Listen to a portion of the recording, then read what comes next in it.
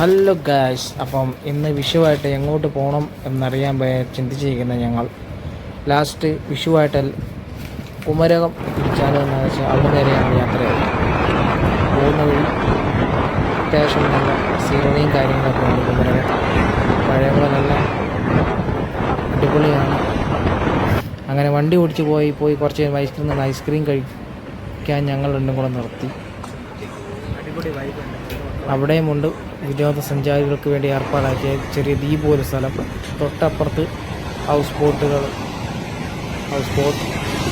കുമരകം പുഴ. ഒരു കൗതുകത്തിന് വേണ്ടി അവിടെയും കുറേ നേരം ഇരുന്നു. അതിന് നേരെ തണ്ണീർമുക്കം ഇപ്പം പൊതുവെ പഴയ പോലെയല്ല, 3 ഷെയ്ഡുകളായിട്ടാണ് ഇപ്പോൾ വിനോദസഞ്ചാരികൾക്ക് വേണ്ടി ഏർപ്പാടാക്കിയത്. ഒന്നതാ ഇവിടെ ബണ്ണിന് തൊട്ടടുത്ത്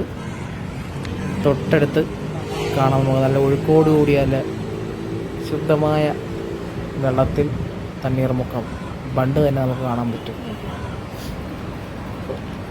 അടിപൊളി വൈബ് സ്ഥലം.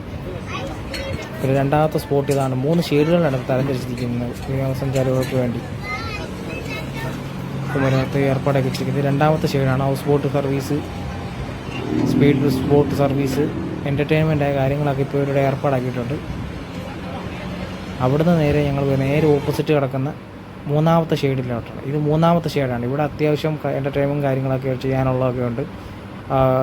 തട്ടുകട, കടകൾ, ടീക്കടകൾ, കഫേ, അടിപൊളി എന്ന് പറയാൻ പറ്റും.